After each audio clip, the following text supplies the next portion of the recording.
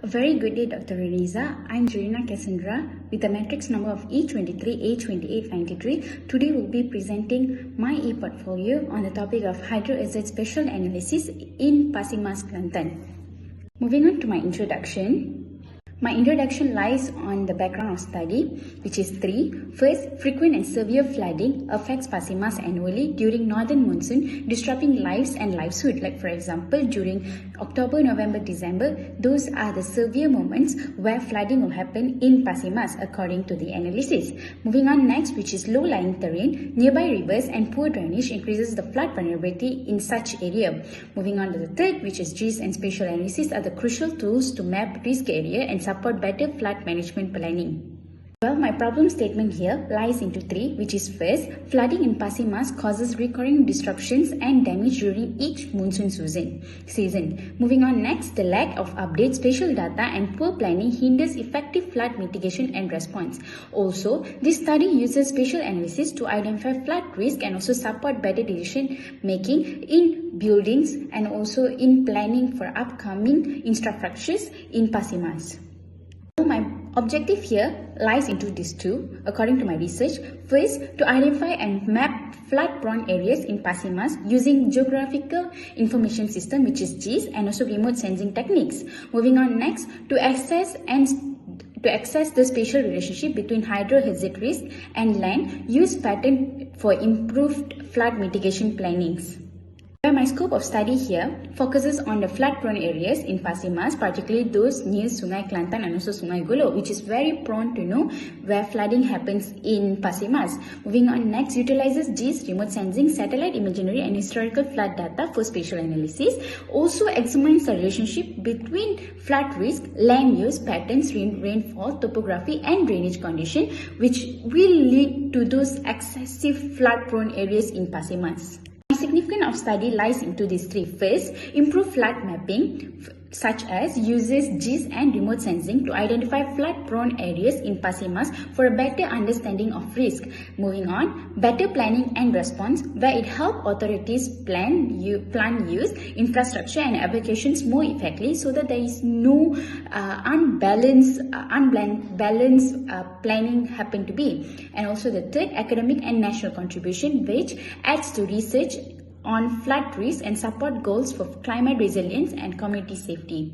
Well, you can see here, this is the map of Pasir Mas, Kelantan, where this is my study area that I choose to research on. First, Pasir Mas experienced frequent flooding during the northern monsoon season, which is prone to know October, November, December. Also, these floods cause serious damage to home, roads and disrupt local economy. Not only that, also to life. There is no such records of life being lost just because of this flood. Also, the district is suitable for flood risk analysis using GIS and remote sensing tools. Here lies my literature review. My literature review is based on these 6 journals. First, Hanan et al. On 2020 conducted a GIS-based flood vulnerability assessment in Pasir Mas, Kelantan, found that the areas near Sungai Golo were highly at risk during northern season due to low elevation for river proximity. This is what the journal concluded from Hanan et al. On 2020. Moving on to Azad et al. On 2024, his journal simulated flood propagation in Kelantan River using 2D hydraulic model. Their findings support better flood forecasting for downstream area including the Pasir Mas itself. Moving on to that, Gorwani et al. On 2021, model surface runoff in Kelantan's watershed including Pasir Mas, emphasizes the need of the real-time early warning to reduce flood impacts in the monsoon season. And also the 4th journal, which I research on, which is Lee and Ahmad on 2022, analyzed land use changes in Pasir Mas, Kelantan, found that rapid urbanization and deforestation contributed to higher flood frequency and recommended sustainability planning. Also, Tan et al. On 2023, his journal applied participation on GIS in Pasir Mas to combine hydrohazard data with socio-economic indicators, improve flood risk mapping and community engagement in the preparedness efforts. Also, Noor and Ismail on 2025 reviewed their journal on hydrohazard prediction system in Malaysia with relevance of Pasir Mas, proposed a hybrid model using AI, remote sensing and also hydrological data for adaptive flood risk management. Well, this is the 6 main journals that I used to come up with my e-portfolio. Well, my methodology stands with methods. First, the method that I use is data collection. Second, the method that I use is data processing and analysis. Also, third, flood hazard and risk mapping. First, data collection. Primary and secondary data was sourced from GPS Malaysia, MAT Malaysia, USGS, Earth Explorer, Plan Malaysia, and Satellite 2 imagery. Data included rainfall, river discharge, DEM, land use, and socioeconomic profiles for Pasimas.Moving on next, which is data processing and analysis. GIS tool ArcGIS were used to generate the slope, flow paths, and also watershed boundaries. AHP based into multi-criteria analysis assigned to weight two factors such as elevation, land use, rainfall, and river proximity to assess flood sustainability in Pasimas itself. Moving on to third, which is flood hazard and also risk mapping. A weight overlay was performed to produce flood hazard composite risk map of Pasimas. Vulnerability indicators such as roads, schools, clinic, and dense settlement were integrated for support local planning in disasters response. Well, you can see here this is my research flowchart. Well, my research flowchart, I start with my title selection, which is Hydro Hazard Special Analysis in Pasimas, Kelantan, and then I identify the problem that been happening in Pasimas. Moving on next, which is literature review. I choose 6 best literature review to review my research, which in the time frame of 2020 to 2025. Also moving on to objective formulation.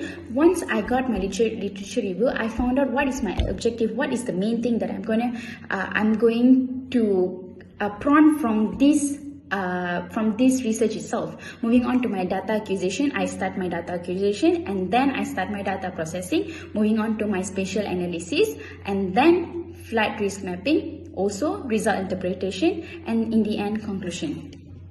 Well, my expected result from my research is basically these 3. I prompt to these 3 things, which is first, identification of high risk zone. Second, accurate flood hazard and risk map, and also third, improved decision making support. First, identification of high risk zone. This study will classify flood prone areas in Pasimas, Kelantan into low, moderate, high, very high risk zone. This will be based on spatial factors such as elevation, rainfall, land use, rainfall, intensity, and proximity to the river. Moving on to the next, accurate flood hazard and risk map, like such as using GIS and AHP techniques, detailed flood hazard and risk map will be generated for Pasimas. This next will be highlight vulnerable residential area, public infrastructure, and critical service to be exposed due to frequent flooding. Moving on next, improve decision making. The result will be support by local authorities in Pasimas, Kelantan by providing data-driven insight for flood mitigation planning, emergency preparedness, and sustainability land use development. Moving on to my next, which is my reference. This is the 6 reference that I prompt to get from my journal itself. And this is my poster for my e-portfolio. Hope you like my presentation, Doctor. Thank you.